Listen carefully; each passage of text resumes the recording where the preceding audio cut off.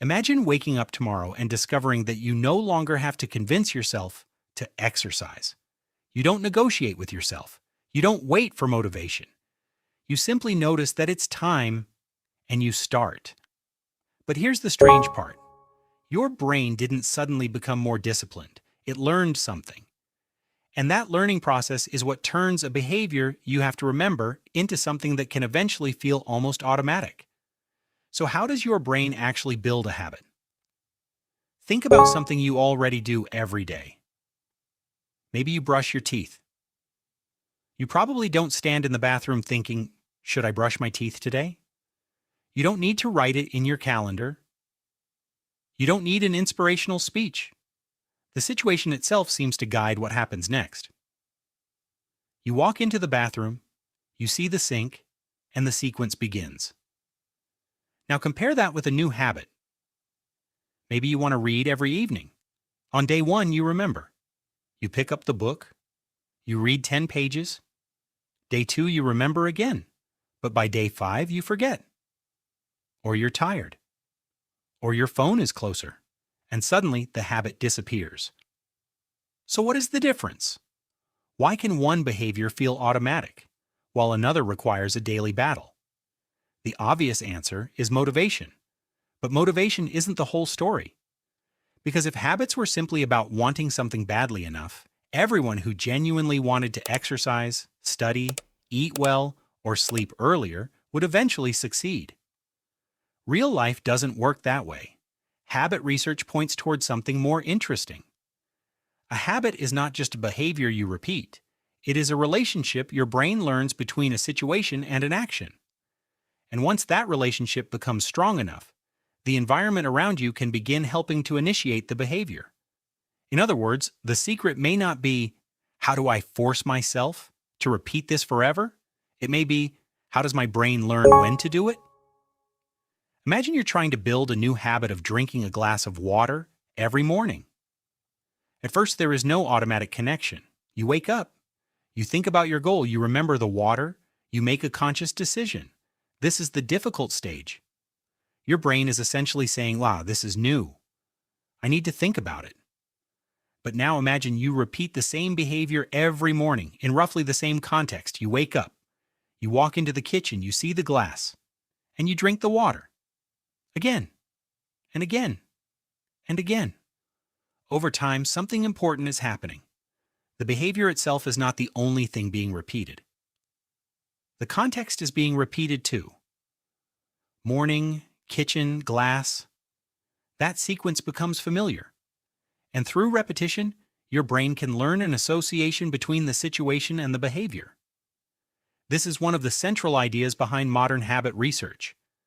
Habits are closely connected to context-behavior associations. The environment becomes part of the learning process. Think of it like laying down a path through a forest.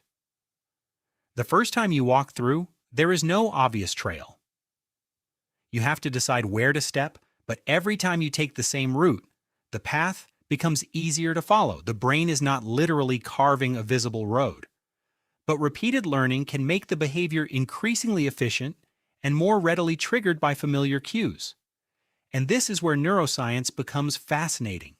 Habit learning involves brain networks that include the basal ganglia and their connections with other regions involved in action selection, learning, and control.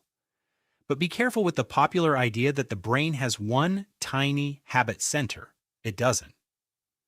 Habit learning involves interacting neural systems, and researchers continue to study exactly how these systems contribute to automatic and goal-directed behavior. As behaviors become well-learned, some sequences can also become more efficiently organized. Think about learning to drive. In the beginning, every action demands attention. Mirror, pedal, gear, steering, traffic. Your conscious mind is overloaded, but with experience, many components become easier to perform without consciously analyzing every individual movement. The behavior becomes more fluent. Some actions can be organized into larger sequences, or what researchers sometimes describe as behavioral chunks. This doesn't mean you lose control. It means your brain becomes better at handling familiar sequences efficiently. And that reveals something important. A habit isn't necessarily a behavior you perform because you consciously decided every single time that it is the best possible choice. It can become a behavior that is increasingly triggered by the situation in which you've repeatedly performed it.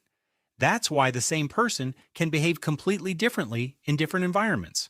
Put your phone beside your bed, and checking it may become the first action of the morning. Put a book beside your bed instead, and reading becomes easier to initiate. The person hasn't fundamentally changed. The cue structure has changed. And here's the part that surprises many people. You have probably heard that it takes 21 days to build a habit. It sounds scientific. It is also far too simple. Habit formation does not follow a universal 21-day timer. Research shows enormous variation. A 2024 systematic review of health-related habits found that the time needed to reach particular measures of automaticity varied substantially between people and behaviors. Some studies reported median estimates around 2 months, while individual trajectories ranged from only a few days to many months. So if you miss a day, that doesn't mean your habit has been erased. And if you haven't mastered a behavior after 3 weeks, that doesn't mean you failed. The brain isn't running a countdown. It is learning, and learning doesn't happen at exactly the same speed for everyone. So how can you use this? The first principle is simple. Choose a stable cue. Instead of saying, I'll exercise sometime tomorrow, try.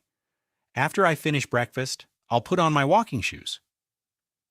The behavior is now connected to something that already happens.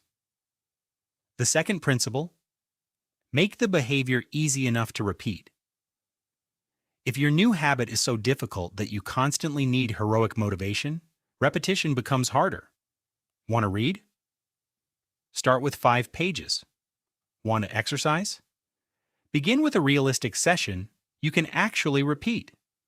The goal isn't to prove how motivated you are. The goal is to give your brain repeated opportunities to learn the association. Third, reduce friction. If you want to practice guitar, keep the guitar accessible. If you want to run in the morning, prepare your clothes beforehand. If you want to eat more fruit, make it easy to see and reach. You're not manipulating your brain.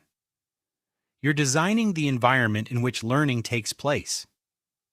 And finally, don't obsess over the calendar. Pay attention to the behavior becoming easier to initiate in the situations where you've repeatedly practiced it. Because habit strength is not simply a number of days. It is a gradual process influenced by repetition, context, the behavior itself, and individual differences.